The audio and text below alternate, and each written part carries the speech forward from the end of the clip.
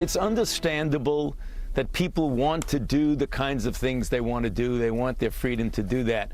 But there comes a time when you're dealing with a public health crisis that could involve you, your family, and everyone else, that something supersedes that need to do exactly what you want to do.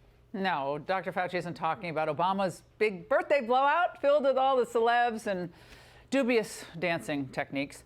That party was held without masks and inside a tent. Was he mouthing off about that? He's talking about Sturgis, an outdoor motorcycle rally in South Dakota. Now, I'm having deja vu. The same thing happened as last year's event, the one the media also freaked out over, calling it a super spreader. Well, it turns out those concerns were bogus. Out of 460,000 attendees, there was just 0.1% positive COVID cases. Well, that didn't stop MSNBC panic pusher Joy Reid. As events like the Sturgis Motorcycle Rally become a super spreader in the making, with its 700,000 attendees certain to spread COVID all across the country, Republicans are still screaming freedom. It's about life and death. Republicans know what side to be on, and it seems that they have chosen to be on the side of death. Coming from a party that embraces abortion on demand. Joining me now, South Dakota Governor Kristi Noem. Governor, great to see you. Haven't seen you in a while. Do you care to weigh in on being on the side of death this weekend at Sturgis? Well, you just made an excellent point. I think it's interesting that this this political party, the Democrats, who embrace getting abortion on demand, are accusing us of embracing death when we're just allowing people to make personal choices and have personal responsibility over when they want to assemble, when they want to gather and spend time outdoors enjoying their way of life. So we've had a fantastic event here in South Dakota. The rally will end tomorrow or Sunday, I guess, and they're having a fantastic time. We're glad everybody made the trip to South Dakota. Now, we checked the New York Times website before we went on air tonight, and I think the 7-day average of COVID deaths is about 0.1 right now in South Dakota. So you have among the best results now, given the fact that you didn't lock down, you didn't do the mask mandates. And it seems like you have an enormous amount of circulating immunity, natural immunity from prior exposures. Right. Does that track with what you're seeing? Yes, it does. We have that going on. We also have over 50% of our population is vaccinated. And the folks that are visiting South Dakota, we need to remind them that people came last year. Out of 460,000 visitors we had last year to the rally, the Department of Health tracked for many weeks after that, and all we were able to verify was 125 cases from the Sturgis Bike Rally last year. This year we're taking precautions. People can get tested if they want to. We've got medical help available if people would like it, and we are conducting this in a way that certainly protects people's freedoms. It's been a great event, and what Dr. Fauci is doing by constantly targeting the Sturgis Bike Rally, by constantly focusing on South Dakota and ignoring liberals who gather every single day, and their hypocrisy is just wrong. I think it's unfortunate he's building a distrust into his profession, because we need our public health officials. We need to be able to trust them, and he's just gotten political and picked winners and losers based on who he likes and who he doesn't. Well, I don't think he freaked out about Lollapalooza, but they had some vax. I don't think he's. They had some vax requirement for attendees, but it was outside, and they had very few infections as well. I want to ask you about something we just mentioned, which the Biden administration is clearly floating to see the reaction.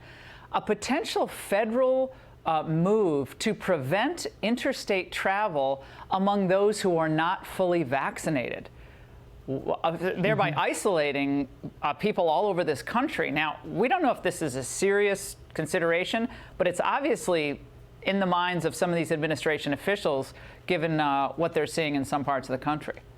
Your reaction?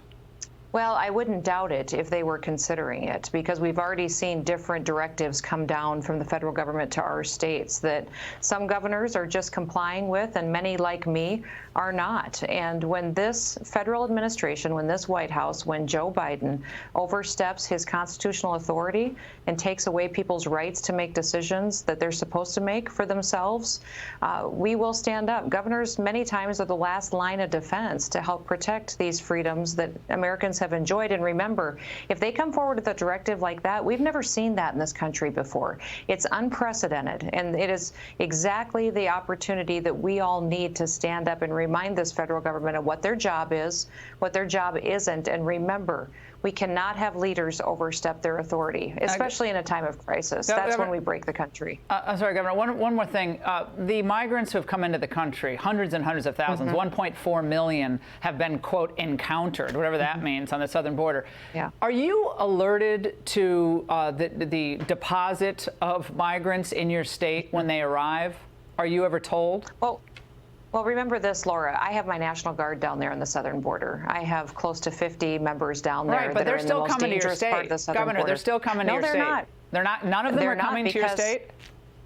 Not that I'm aware of, because I communicated with all of those nonprofits in our state that would accept those types of individuals, and I told them they all need to be licensed. They need to be licensed to be in the state of South Dakota, and if they wanted to continue to be licensed and to do work in our state, which we want them, we welcome them, we have great partnerships, that this is something that we'll be watching and evaluating what they do to break federal law and to violate the trust of the state of South Dakota. So does that include Catholic charities? Does that include Catholic charities? It does. Because they've been funneling migrants all over the country. Well, I was down there in the southern border, and that's exactly who was funneling them all over the country. And our National Guard originally was observing and spotting these individuals, turning them over to Border Patrol, who then was directed to immediately turn them over to nonprofits who put them on planes and buses and distributed them. So what we've done in South Dakota, I think, is strategic. We've got our guys down there. Our soldiers are down there making sure we're stopping the drugs and the human trafficking that's coming and getting individuals, but also making sure we're communicating with those nonprofits. Yes. Yeah, Governor, and they care so much about COVID, but they're just waltzing right in with COVID.